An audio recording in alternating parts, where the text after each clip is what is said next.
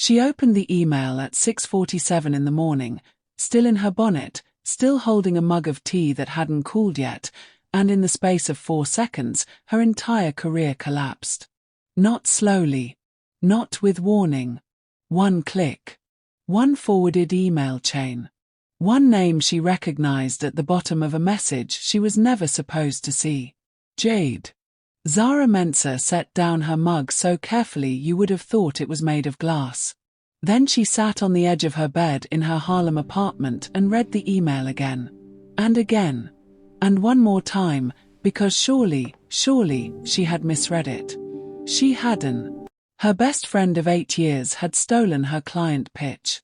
Word for word. Slide for slide. And sold it to a competing firm 3 days before Zara's presentation. The deal Zara had worked on for 7 months. The deal that was supposed to change everything. Gone. And Jade. Jade had stopped returning her calls 2 weeks ago. At the time, Zara had told herself Jade was just busy. People get busy. Life gets complicated. But Jade wasn't busy. Jade was gone. Zara didn't cry. She sat very still in the early morning quiet of her apartment, and she made herself a promise so deep it settled into her bones like something permanent. She would never, not ever, give anyone that kind of access again. Not to her work. Not to her plans. Not to her. She got up, showered, put on her best suit, and walked into the office like nothing had happened. Because that's what you do when the world tries to break you and you refuse to give it the satisfaction. That was 2 years ago. Welcome to Afro-K Storified.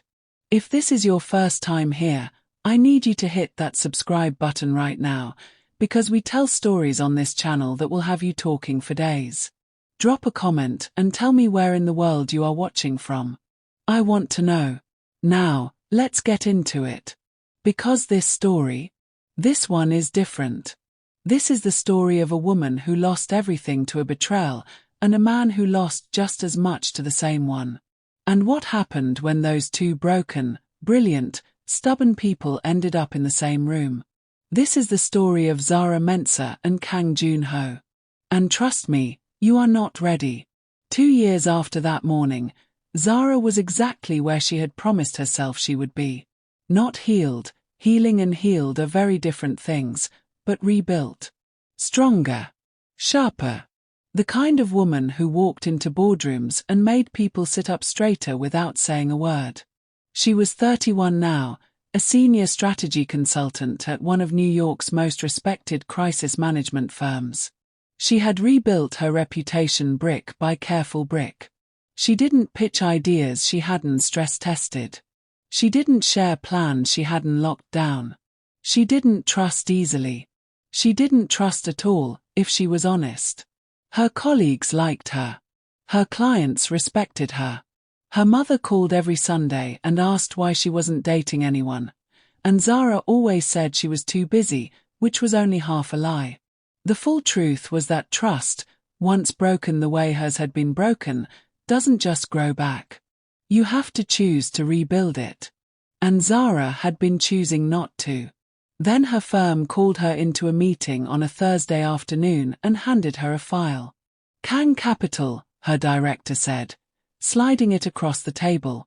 Private equity. Soul-founded. New York office. Major internal scandal. A trusted advisor was caught siphoning funds and leaking proprietary information to a rival firm. It's been contained, but their public image is in crisis. They need a full strategic restructure. Zara, this one has your name on it. Zara opened the file. The numbers were significant. The damage was real. The work would be complex, consuming, and exactly the kind of challenge she was built for. Who's the CEO? She asked. Kang Junho. 3rd generation. 34. He founded the New York arm himself at 28. By all accounts brilliant, and right now, absolutely furious about needing outside help. Zara closed the file. I'll take it. I'll take it. She didn't know yet. She had no way of knowing. But somewhere across the city, in a glass-walled office on the 42nd floor, a man was reading her file with the same careful precision she had used to read his. Kang Junho had been awake since 5. This was not unusual. Sleep had become a complicated negotiation since the betrayal. Some nights he won, most nights he didn't. He would lie in the dark of his penthouse apartment and replay it all, looking for the moment he should have seen it coming. The moment the signs were there and he had missed them. He always found it. That was the problem. In hindsight, the signs were everywhere. But Jade had been clever. Warm. The kind of person who made you feel like the most important person in the room when she was talking to you. She had worked alongside him for 3 years. He had trusted her with access that only 3 people in the entire company had. He had considered her a friend. When his head of security had come to him 6 months ago with the evidence, wire transfers, encrypted documents, a paper trail so damning it was almost insulting, JH had sat very still and read through all of it. Then he had stood up, walked to the window, and looked out at the New York skyline for a long time. "Fire her," he said finally. "Handle it quietly. And find out how far the damage goes." He hadn't said anything else. But from that day, something in him had closed like a door pulled shut from the inside. His team noticed. They didn't say anything. You don't say things like that to Kang Junho, but they noticed. The meetings got shorter. The decisions got colder. The man who had occasionally laughed at his own jokes in strategy sessions stopped making jokes entirely. His COO, a quietly brilliant woman named Minute G, was the only one brave enough to say something. She waited until they were alone in the elevator one evening, and she said, very carefully, "You are becoming someone who is hard to work for, Junho. I say that because I respect you." He looked at her. "The work is still getting done." "The work," she said, "has never been the problem." The elevator opened. She walked out. He stayed in it a moment longer than he needed to. Now, 6 months later, Minute G had brought him this proposal. An outside consultant. A crisis strategist. He had said no 3 times. She had overruled him, politely, professionally, and completely, by going directly to the board. So here he was at 5 in the morning, reading the file of the woman who was about to walk into his company and tell him how to fix something he felt he should be able to fix himself. Zara Mensah. 31. Ghanaian American. Built her entire career without a single family connection. JH noted that specifically because it told him something about her character. Her work history was meticulous. Her client outcomes were exceptional. There was a gap on her record 2 years ago, a deal that had fallen through, but there was no explanation given, and the years on either side of it were so strong that most people reading the file wouldn't notice. JH noticed. He circled it lightly with a pen. Then he closed the file and looked out at the city coming awake below him. Monday morning. First meeting. He told himself it would be fine. She would come in, do her assessment, recommend the obvious strategies he had already considered, and he would implement the ones that made sense and redirect the ones that didn't. Clean. Professional. Contained. He was wrong about almost every part of that. Zara arrived 8 minutes early, which JH noted because he had arrived 10 minutes early himself and found her already in the lobby, reviewing something on her tablet. She was wearing a deep burgundy blazer and natural hair and the kind of composure that was not performed. It was simply there, like a feature of her face. She looked up when his assistant brought her through and stood to shake his hand. "Mr. Kang." "Ms. Mensah." Her handshake was firm. Her eye contact didn't waver. She was already reading the room. He could see it in the small, controlled movement of her eyes, cataloguing, assessing, filing. Good, he thought, despite himself. At least she's actually paying attention. He brought her into the main boardroom. His senior team was already seated. He introduced her with the minimum words necessary and then sat at the head of the table and waited. Zara opened her tablet, looked around the room once, and said, "Before I tell you what I think, I want to hear from each of you, in one sentence, what you believe the actual problem is. Not the PR problem. The real one." Silence. JH watched his team look at each other. Then, one by one, they answered. And here was the thing, the answers were different. Significantly, revealingly different. His head of communications said the problem was perception. His CFO said the problem was internal morale. His legal team said the problem was liability exposure. Nobody gave the same answer. Zara nodded slowly, writing nothing down. Then she said, "The problem is trust. Every other problem you named is a symptom. And you cannot treat symptoms when the wound is still open." The room was quiet. JH looked at her across the table. She was looking back at him with calm, level eyes, and he had the distinct and uncomfortable feeling that she was not just talking about the company. He kept his face perfectly still. But something, somewhere behind his sternum, shifted. And that small, inconvenient shift, was where everything began. The meeting lasted 2 hours and 17 minutes. JH knew because he checked his watch exactly once, not out of impatience, but because he needed to anchor himself to something measurable. Something that made sense. Because the woman sitting at the other end of his boardroom table was not making sense to him, and that was deeply irritating. She was not what he had expected. He had expected competent. He had expected professional. He had even expected impressive. Her file had prepared him for impressive. What he had not expected was this quality she had of making everyone in the room feel like they were both safe and accountable at the same time. Like she could see exactly what was wrong and wasn't going to punish you for it, but she absolutely was going to name it. It was disarming in a way JH did not appreciate. After the meeting, as his team filed out, she stayed behind to gather her things. He stayed too. He told himself it was because he wanted to set some ground rules about access to company documents. "You'll need level 2 clearance," he said, "for anything related to the financial records.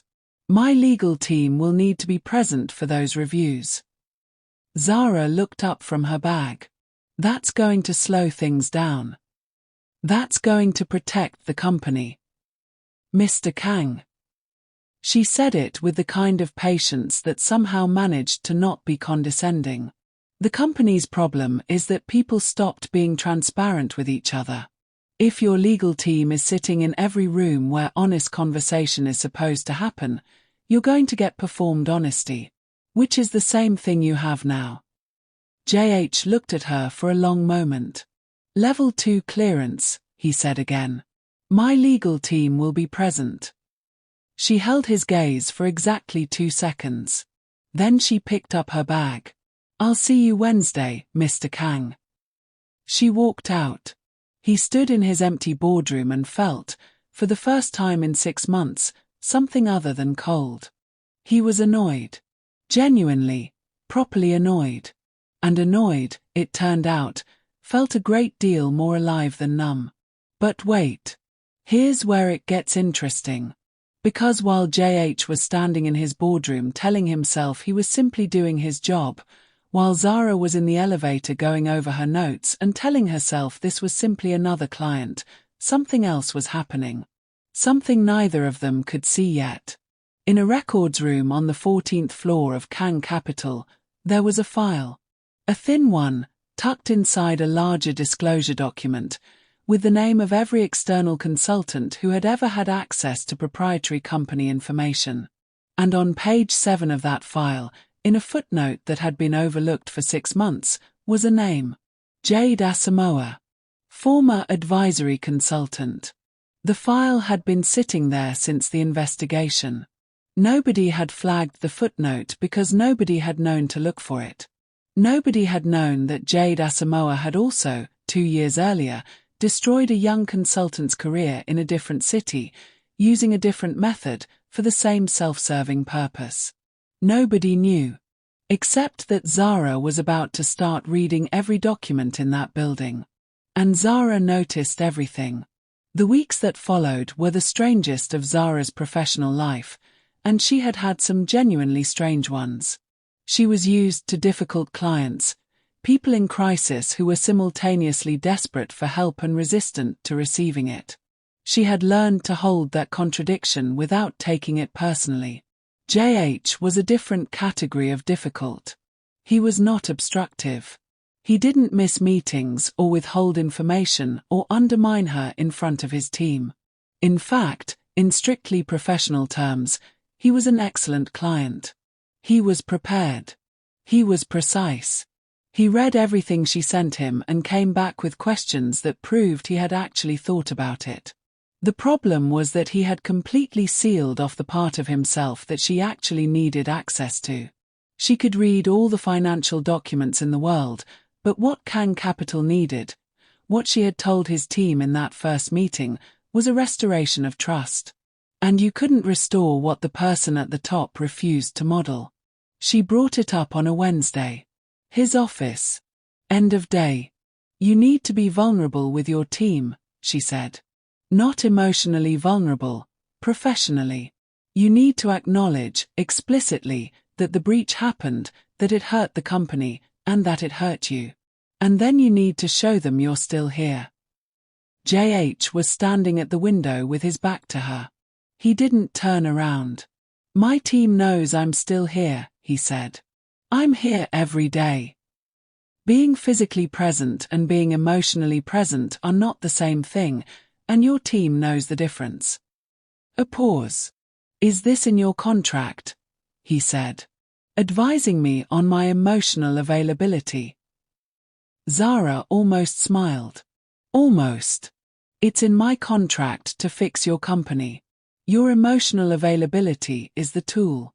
So yes. He turned then.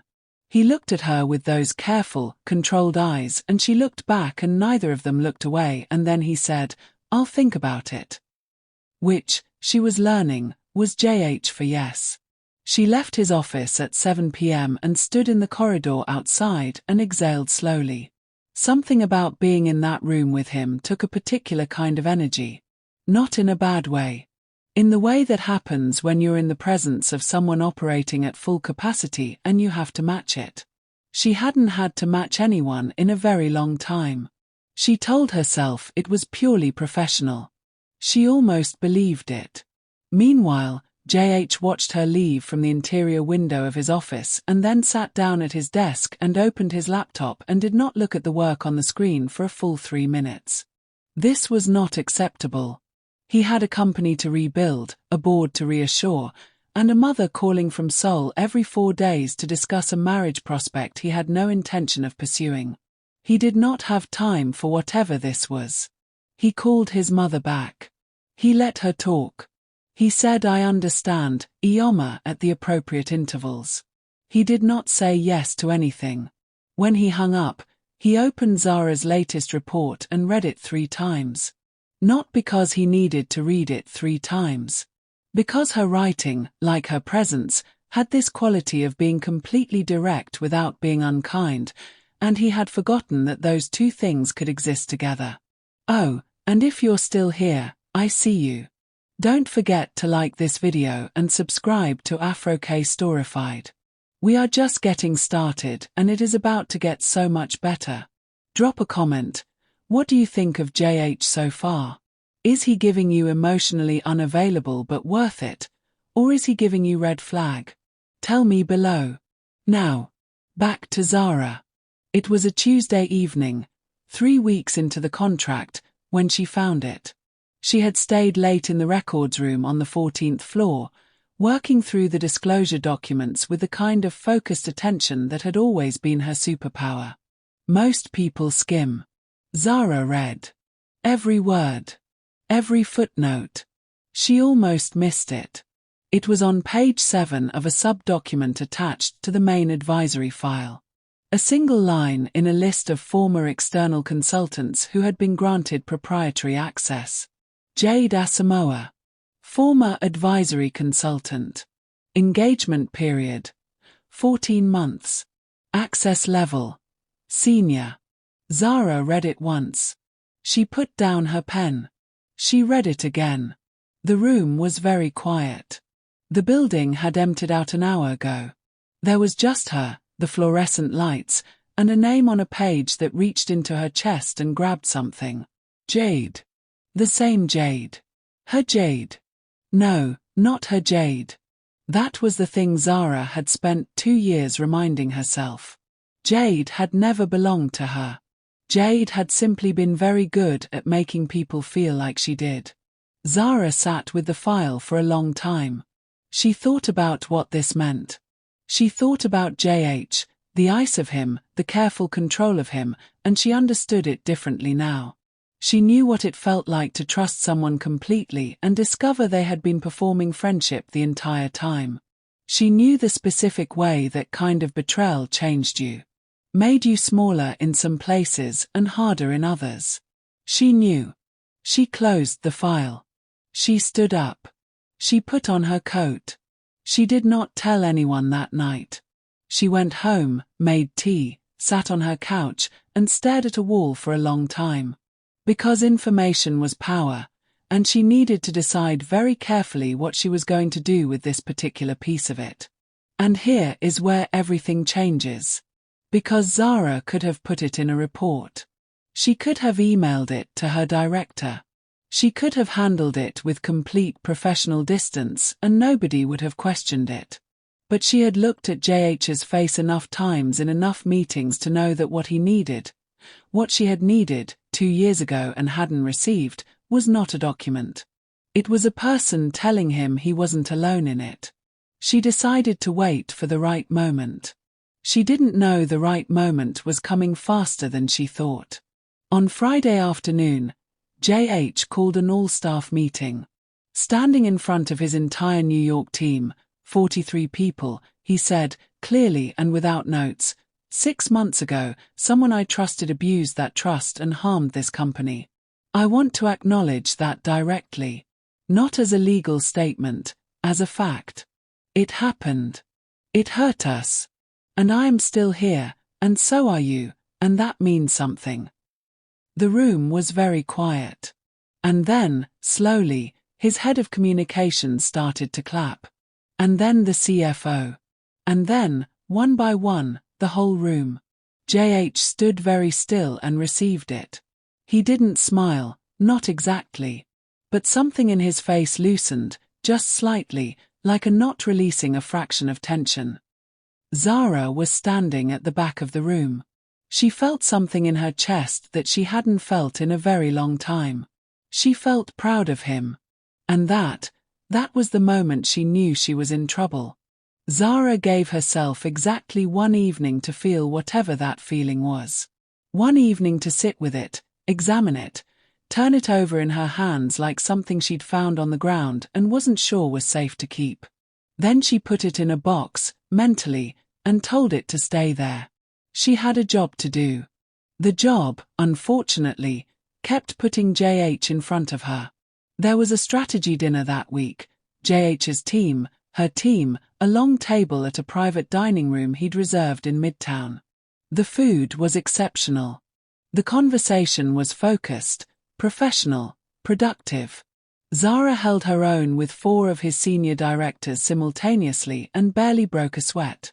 But then dinner wound down and his team started filtering out and somehow, neither of them had planned this, she would swear to it, they were the last 2 at the table.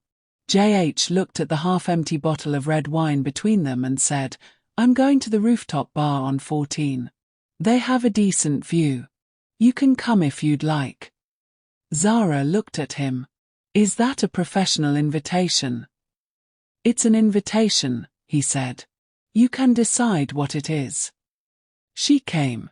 And here's the thing about Kang Junho that nobody in his boardroom ever got to see. When the armor came off, even just slightly, even just at the edges, he was funny. Quietly, unexpectedly, devastatingly funny.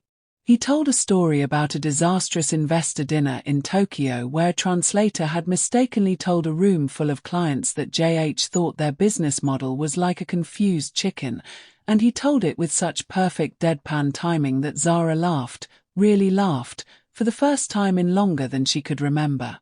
And JH looked at her when she laughed. Just for a second. Just long enough. Then he looked back at his drink and said something about the Tokyo office, and they kept talking, and the hour turned into 2, and neither of them noticed until the bar staff started putting chairs on tables around them. They rode the elevator down together. In the lobby, JH said, "You're good at this, you know." Zara looked at him. At what? Making people feel like they can say the true thing.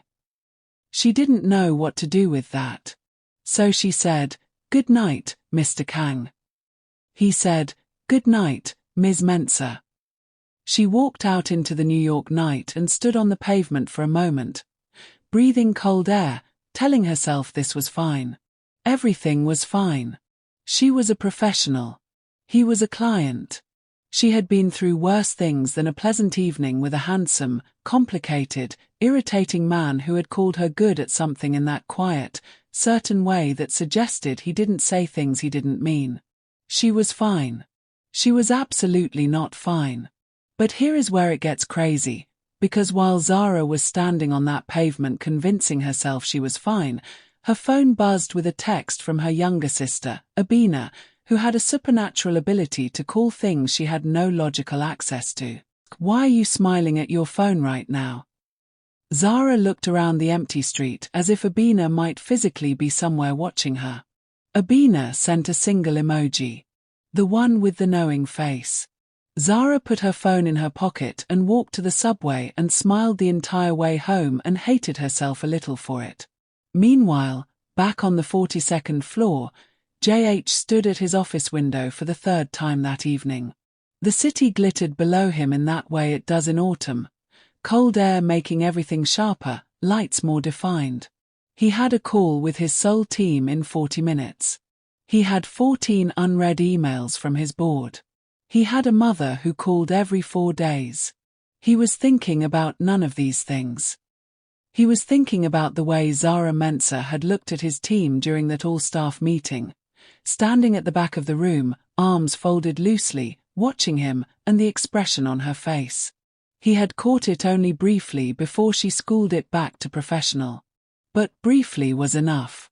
She had looked at him like she understood. Not like she was impressed. Not like she was analyzing. Like she understood, personally, from the inside, what it cost to say a hard true thing in front of 43 people and mean it. He wanted to know why. He picked up her file from his desk.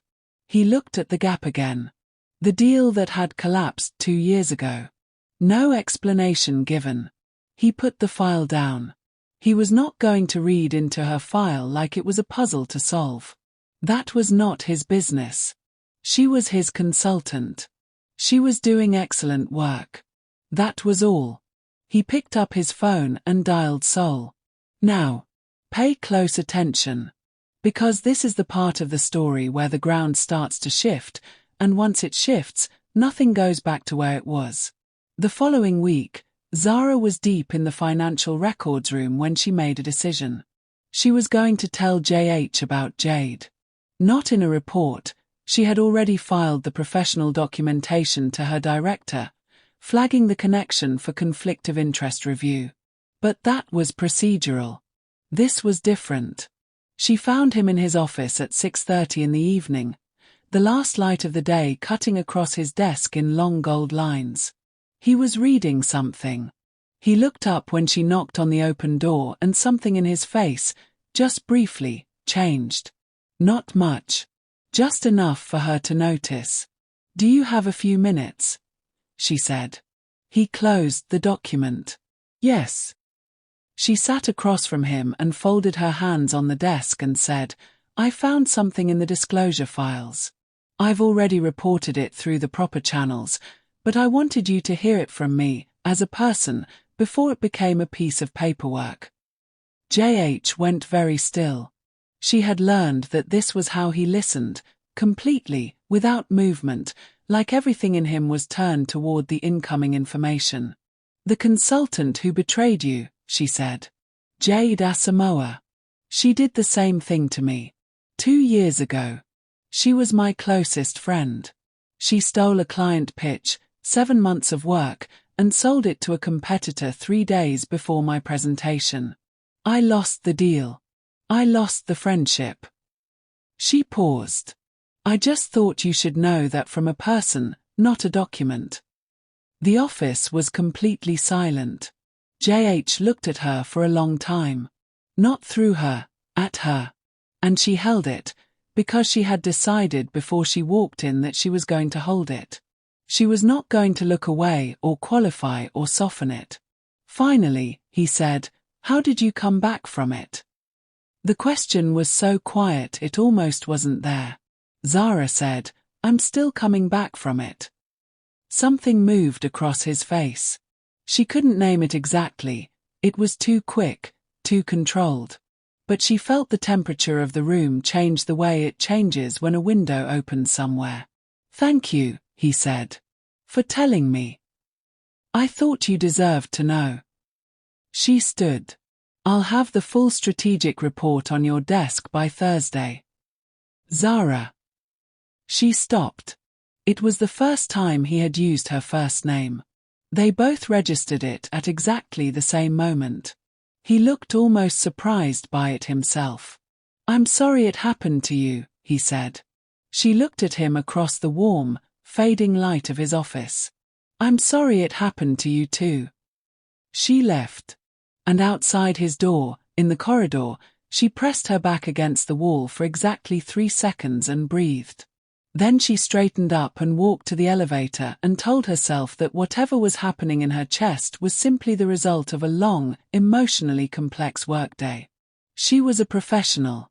A professional who had just told a billionaire her deepest professional wound and had felt, in the telling of it, somehow lighter than she had in 2 years. Completely normal. Inside his office, JH sat unmoving for 6 full minutes. His soul call was innate. He had not moved. He thought about Jade, the performance of her friendship, the warmth he had mistaken for genuine connection. He had been so certain he was a good judge of character. So certain. And then he thought about the woman who had just walked out of his office, who had been given every reason to be hardened and suspicious and who was, despite all of it, still willing to walk into a room and say a hard true thing to a person who needed to hear it. He thought, that is not a small thing. His phone rang. Soul. He picked up. But the thought didn't leave. 3 days later, JH made a mistake. In fairness to him, it was not a small one. He had been in back-to-back meetings with the Soul board all morning, running on 4 hours of sleep and the kind of caffeine intake that makes smart people do impulsive things. His communications director had brought him a revised PR strategy, one that deviated significantly from the approach Zara had spent 6 weeks building, and JH, running on fumes and the deeply human need to feel like he still had control of something, had approved it. Without consulting her. Without even reading it fully. It went live on a Wednesday. Zara found out on a Thursday morning, when she walked into a team meeting and saw the campaign already running on the monitor behind her client's head. She read the entire thing in 11 seconds. She felt something go very cold in her chest. She finished the meeting. She was a professional. She asked clear questions and gave useful feedback and thanked everyone for their time.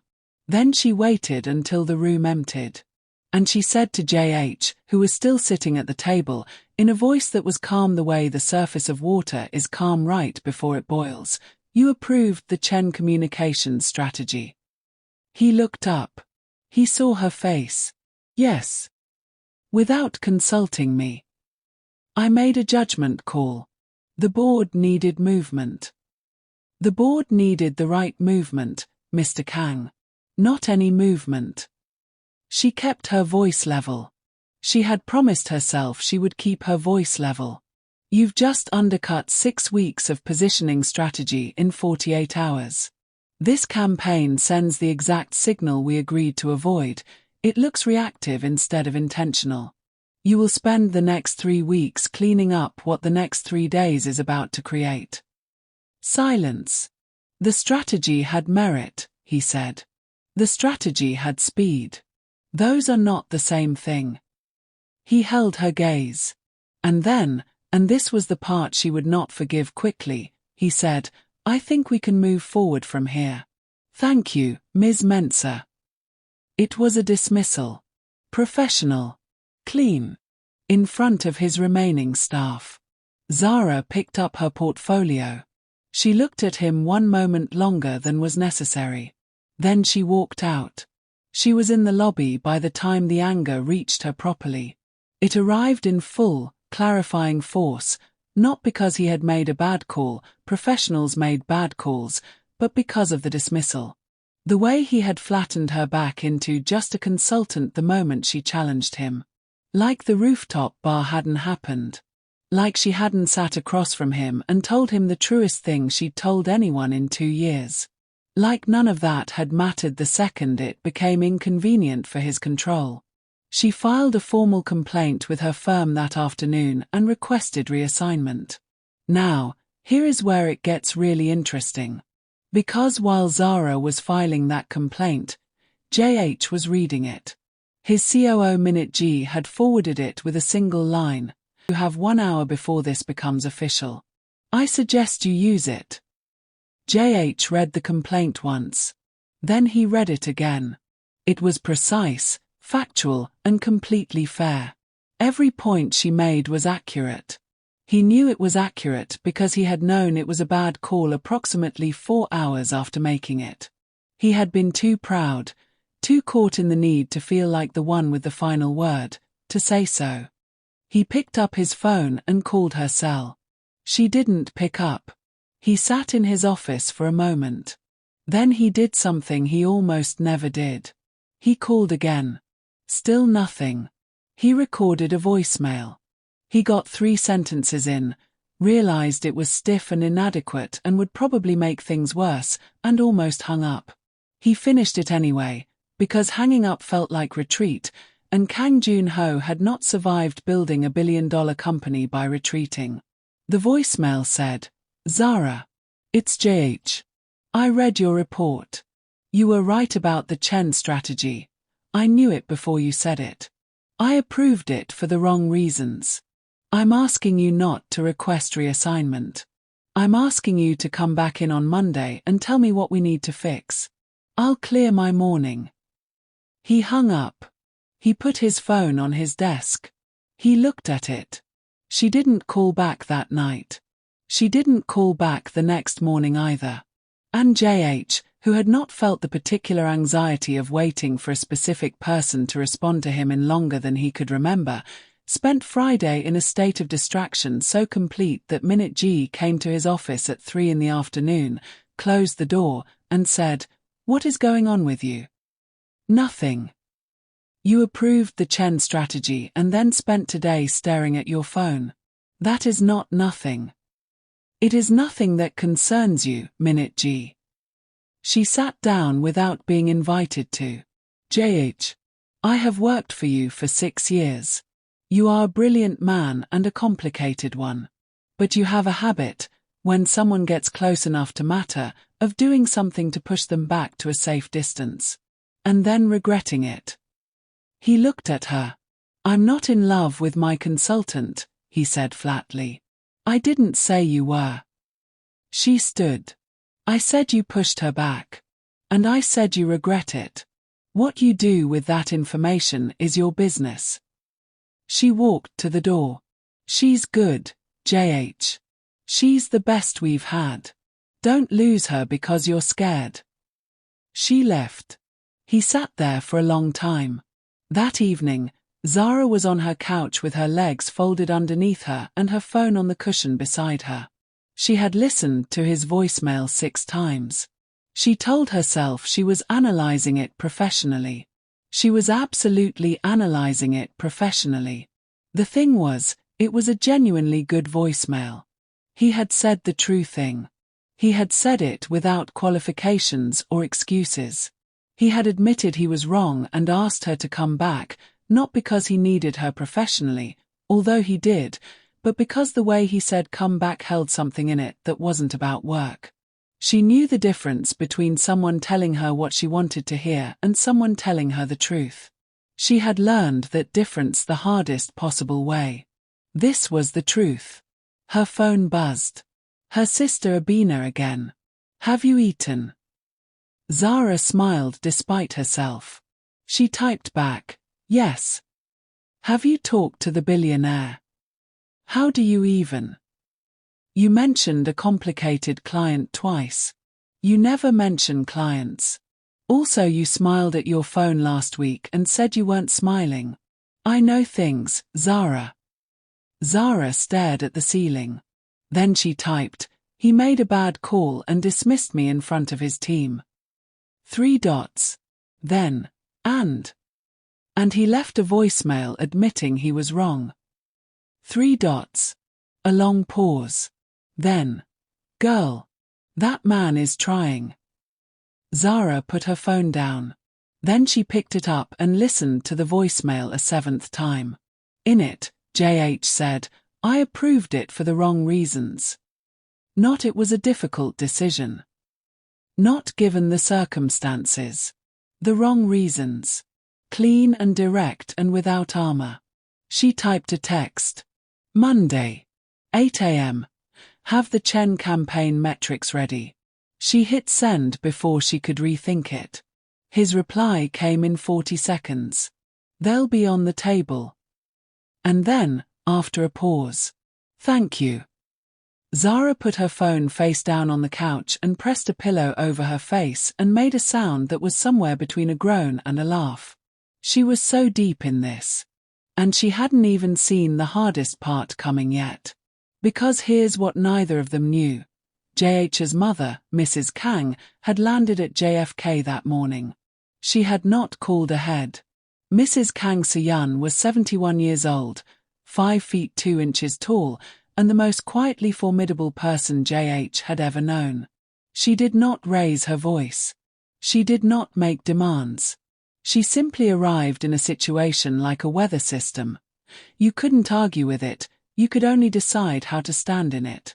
She arrived at JH's penthouse on a Saturday morning with 2 suitcases and his favorite childhood snacks in a tote bag, which was her way of saying I love you and I'm also not leaving anytime soon. JH stood in his doorway and looked at his mother and said, You didn't call. I knew you'd say you were busy. She walked past him into the apartment. You're always busy. Are you eating? Ioma.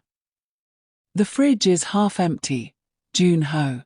That's not eating, that's surviving. She was already in the kitchen, opening cupboards with the efficiency of a woman on a mission. I'll stay 2 weeks. I have a charity event next Thursday I'd like to attend. It's being hosted by the Korean Business Association. You'll accompany me. JH leaned in the kitchen doorway and looked at his mother with the particular exhaustion of a son who loves his parent deeply and finds them completely impossible. 2 weeks. Maybe 3. She turned and patted his cheek. You look tired. I'm fine. You look like you're carrying something you haven't put down yet. He looked at her. She looked back with those sharp, warm, knowing eyes. Come, she said. Sit down. Tell me what's actually happening. And here is the thing about Mrs. Kang. She had a way of asking questions that made you answer them honestly before you decided to. JH sat at his kitchen counter and told her about the company, about the board, about the restructure. He did not mention Zara. He absolutely did not mention Zara. And the consultant, his mother said. JH was very still. How do you know about the consultant? Minute G mentioned it when I called the office. She set tea in front of him. She said you brought in someone exceptional. She said the team liked her very much. She's doing good work. Minute G also said you look at your phone differently since she started. JH looked at his tea. I don't look at my phone differently, he said. His mother said nothing. She sipped her tea. She had the patience of someone who had raised Kang Junho from infancy and had learned that silence worked on him faster than any question. It worked now. She's a consultant, he said. She's leaving when the contract ends. When does it end? 8 weeks. His mother nodded slowly. 8 weeks is not very long. No, he said. It's not. They sat in the kitchen in the particular quiet of two people who understand each other well enough to not need the full sentence. The charity event on Thursday was, by any measure, elegant.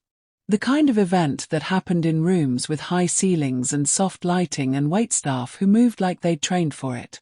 JH was in a dark suit and his mother was in a deep blue gown that made her look, as she always did at these things, like she had been there the longest and owned the most of it. Zara was there because, and this was the part JH found out only that morning, his mother had called her firm and invited her under the cover of corporate networking. When he walked in and saw Zara across the room in a deep gold dress that looked like it had been made specifically for her, his composure lasted approximately 4 seconds. She saw him see her. She raised an eyebrow so slightly only he caught it. He crossed the room to his mother's side and stayed there, playing his role as attentive son, while his mother worked the room with the precision of someone who had been doing this for 50 years. And she was gracious, genuinely gracious. She greeted Zara warmly when their paths crossed, introduced herself, asked about her work with the kind of interest that seemed real because it was real. Mrs. Kang did not do anything halfway. But then she said, very gently, over a glass of water, "My son has always admired competence. You clearly have it." Zara said, "Thank you, Mrs. Kang. Of course, competence is expected at this level." A small pause. The pause had weight in it. What I always wonder is whether the people around him have the patience, shall we say, for everything else that comes with him. There it was. Wrapped beautifully in silk, but there it was. Zara looked at the older woman with calm, direct eyes and said, "I think anyone worth their patience knows that the difficult ones are usually the most worth it." A beat. Mrs. Kang looked at her. Then she smiled, a real one, small and genuine, and said, "Yes.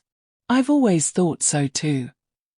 Zara had survived Mrs. Kang's 3 silk-wrapped daggers with her composure fully intact. She had smiled, she had answered, she had held every gaze thrown at her, and she was now standing near the edge of the room with a glass of sparkling water, letting herself breathe for the first time since arriving. And that was when she heard the voice. Zara. She knew it before she turned around. She had known that voice for 8 years. She had rehearsed this moment approximately 400 times in the shower, in the car, on the subway at 6 a.m., and in every version she had been ready. Composed. Devastating in her calm. She turned around. Jade Asamoah stood 3 feet away in a deep green dress, hair natural and elegant, wearing the same warm magnetic smile she had always worn. The smile that had once made Zara feel like the most chosen person in the room. It didn't work anymore. Zara looked at it and felt nothing. Or not nothing. Something colder than nothing. Recognition. "What are you doing here?" Zara said. Her voice was even. Perfectly, professionally even. "I was invited," Jade said. "Corporate networking. You know how it is." She paused. Her eyes moved around the room briefly, cataloguing, assessing, the way she always did, then came back. "I heard you're consulting for Kang Capital." "Yes." "That must be interesting." A pause. "I worked there, you know. Before everything." The audacity of asterisk before everything asterisk as if everything had happened to Jade, not because of her. "I know," Zara said. Something flickered in Jade's expression. She had expected shock, perhaps. Or anger she could manage. She had not expected Zara to already know, and the knowledge that Zara knew, had known and had not come to her, shifted something in the architecture of her smile. "I wanted to reach out," Jade said. "I've been wanting to reach out for a long time. I think you deserve an explanation." "Okay," Zara said. Simply. Waiting. And here is where it gets truly crazy. Because Jade opened her mouth, and what came out was not an apology. "I need you to understand the position I was in," Jade said. "I had debts you didn't know about. Opportunities one couldn't afford to miss. The pitch, your pitch, it wasn't personal, Zara. It was survival. And honestly." She tilted her head slightly. The smile shifted into something almost reasonable. "You rebuilt. You're here, you're fine, you're clearly thriving. So maybe it all worked out." The room kept moving around them. Waitstaff glided past with champagne. Someone laughed at the far end of the room. The chandeliers blazed warmly overhead. Zara looked at Jade for a long moment. "You came here tonight," she said, "to explain to me that stealing from me was actually fine because I recovered from it. And then, because God has a sense of timing, a presence arrived at Zara's elbow. Not hurrying. Not dramatic. Simply there, the way a wall is simply there." Kang Junho looked at Jade Asamoah for the first time in 8 months. The smile left Jade's face completely. To her credit, the only credit she would receive tonight, she did not run. She stood very still in her deep green dress and held the weight of what she had done to this specific man in this specific company and did not look away. JH said nothing for a moment. When he spoke, his voice was the quietest it had been all evening.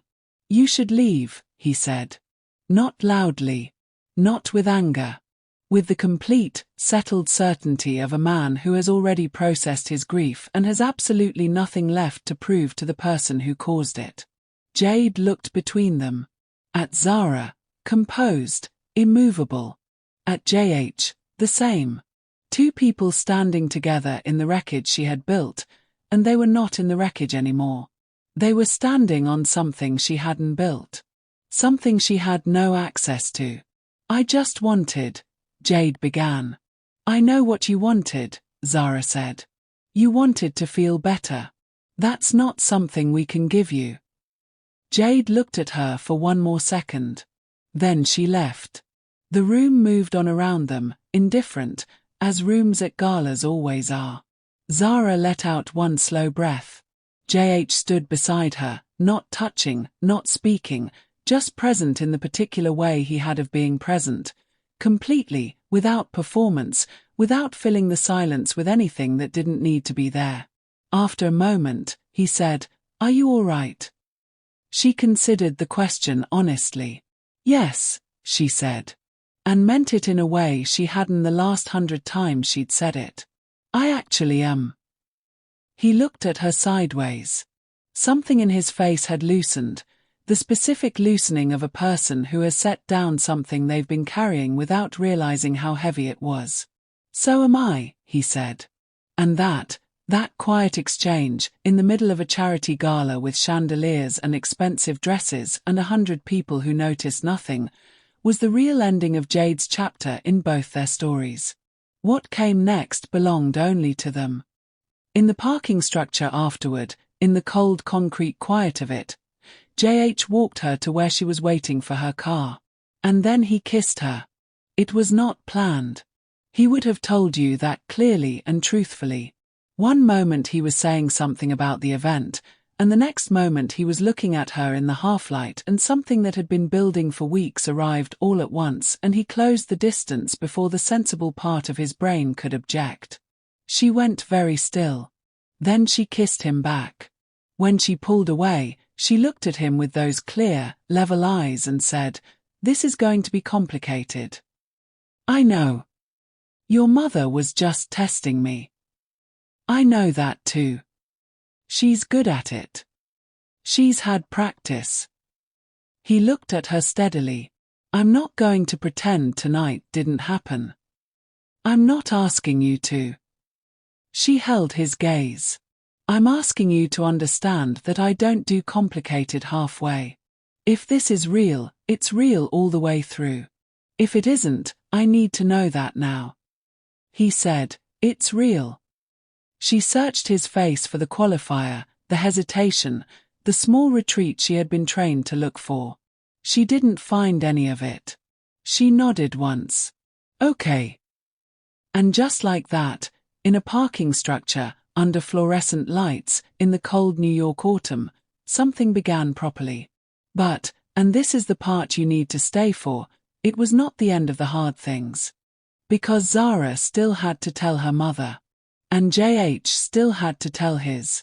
And both of those conversations were coming whether they were ready or not.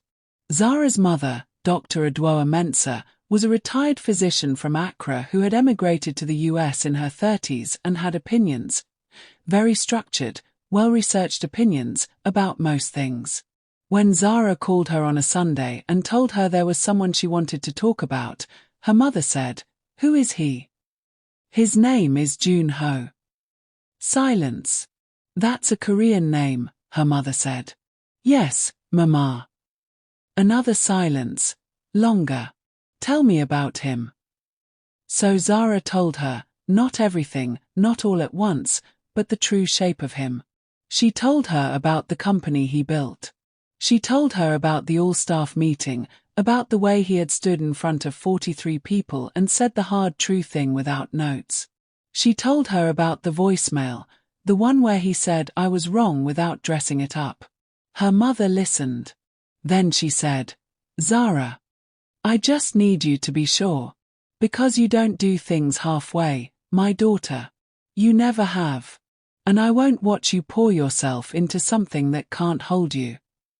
Zara felt the back of her eyes go warm. "I'm sure," she said. "I don't know everything about where it goes. But I'm sure about him." Her mother was quiet for a very long time. Then she said, "Then I want to meet him."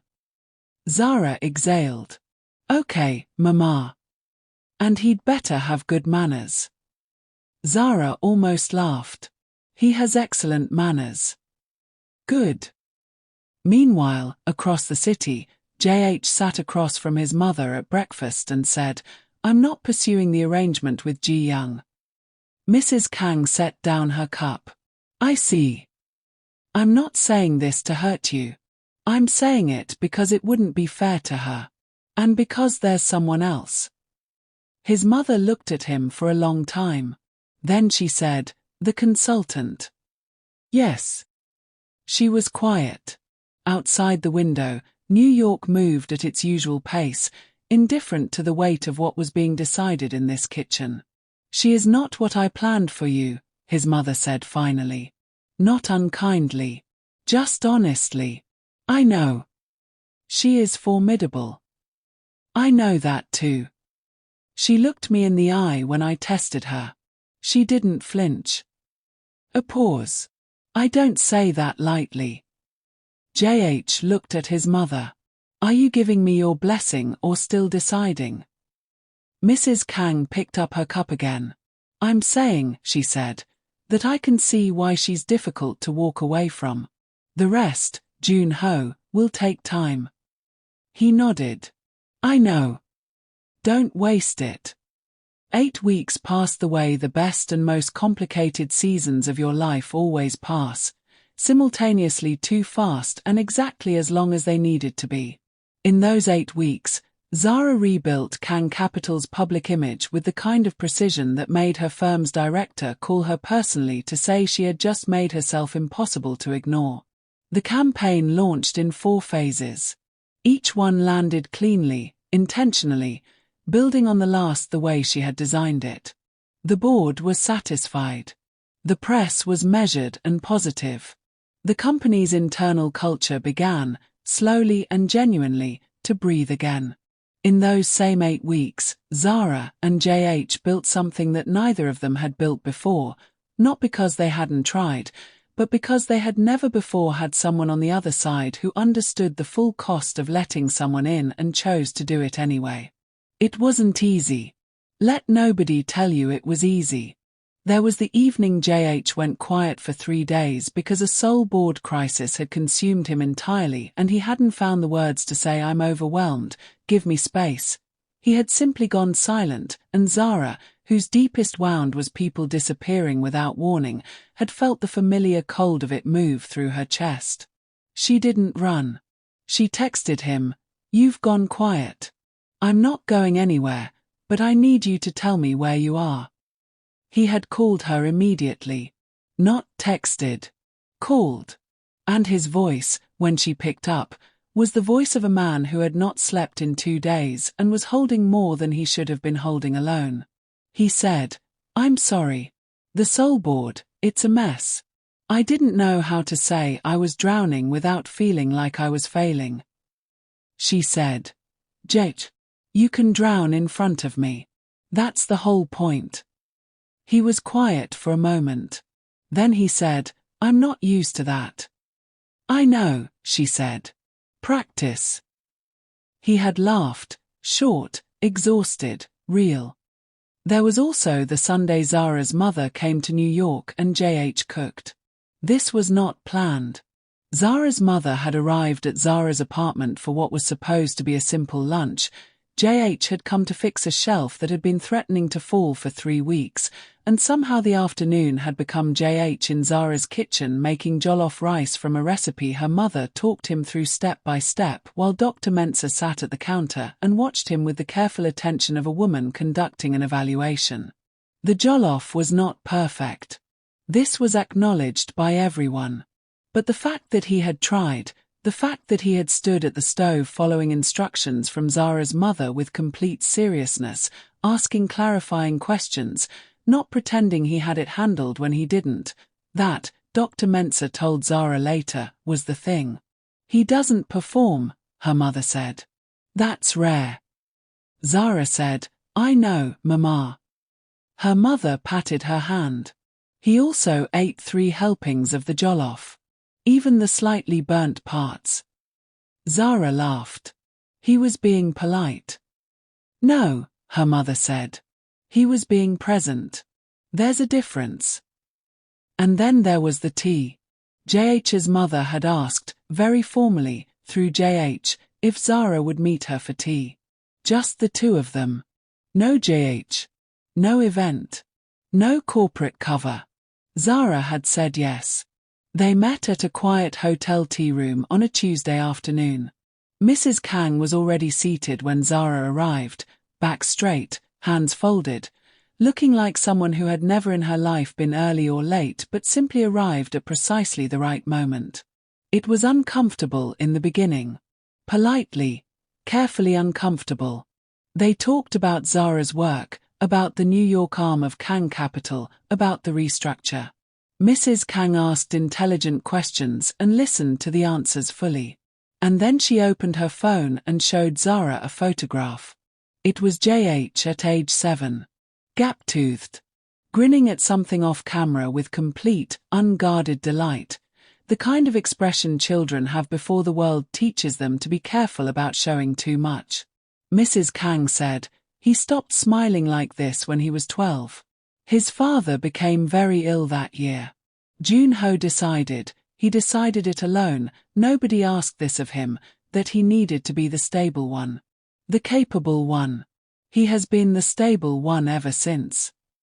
She looked at the photo a moment longer. He started smiling like this again. Recently. Zara looked at the photograph and felt something settle in her chest that was warm and aching at the same time. "I want you to know," Mrs. Kang continued, "that I am not a simple woman and my approval is not a simple thing. But I have watched my son for 34 years. I know what it looks like when someone is simply managing, and I know what it looks like when someone is genuinely alive." She looked at Zara steadily. "He is alive again. I don't know yet all the ways that you and I will understand each other. But I know that, and I wanted to tell you directly." Zara held the older woman's gaze. Thank you for telling me. Mrs. Kang nodded once. Then, can you make any Korean food? Zara blinked. No. Good. I'll teach you. He has very specific preferences and he will never admit it. She picked up the tea menu. He hates when the Kim Kai is too cold. He won't say so. You just have to know.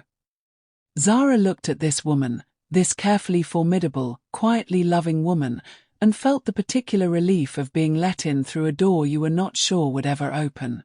I'll remember that, she said. Now, here's where everything comes together.